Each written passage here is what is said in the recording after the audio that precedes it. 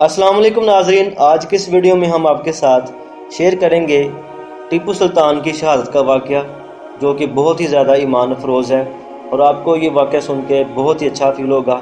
میری اس ویڈیو کو لائک کر دیں، چینل کو سبسکرائب کر دیں۔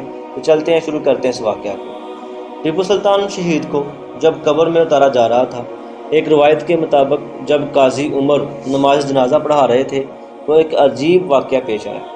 اسے سلطان کی اللہ کی ہاں مقبولیت اور کرامت ہی سے تعبیر کیا جا سکتا ہے۔ ہوا یوں کہ سخت گرمی کا موسم ہونے کے باوجود فضا میں ایسی بجلیاں کڑکی کہ معلوم ہوتا تھا کہ آسمان ٹوٹ کر زمین پر گرنے والا ہے۔ گرج کڑک اور بجلی کی چمک کے بعد اچانک بارش بھی ہونے لگی۔ ادھر انگریز سپاہی سلطان کو آخری سلامی دینے کے لیے اپنی بندوقوں سے ہواؤں میں فائر کر رہے تھے، لیکن آسمانی کڑک کے سامنے ان کے فائر کی آوازیں دب رہی تھیں۔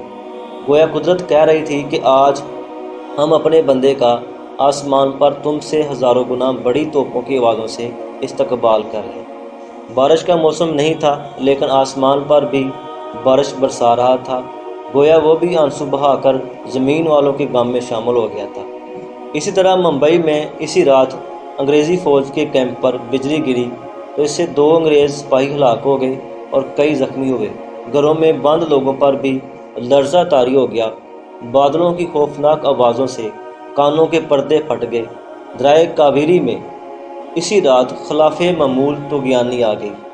سرینگا پٹم میں رہنے والے جتنے بوڑھے لوگ تھے، ان کا کہنا تھا کہ دریائے کاویری میں اس طرح کی طغیانی انہوں نے پہلے کبھی نہیں دیکھی تھی۔ اسلام کا یہ فرزند غروب آفتاب سے پہلے منو مٹی کے نیچے جنت کے باغ میں پہنچ گیا اور دنیاوی تھکاوٹ سے فارغ ہو کر ہمیشہ کی راحت پا گیا۔ یہ وہ لوگ تھے جنہوں نے اللہ تعالیٰ کی راہ میں اپنی قربانیاں پیش کی اور لوگوں کو رائے راست پہ لے کے آنے کے لیے بہت زیادہ محنت کی، اور دعا ہے کہ اللہ تعالیٰ ہمیں بھی ان کے راستے پہ چلنے کی توفیق عطا فرمائے۔ میری اس ویڈیو کو لائک کر دیں، چینل کو سبسکرائب کر دیں۔ تھینک یو، اللہ حافظ۔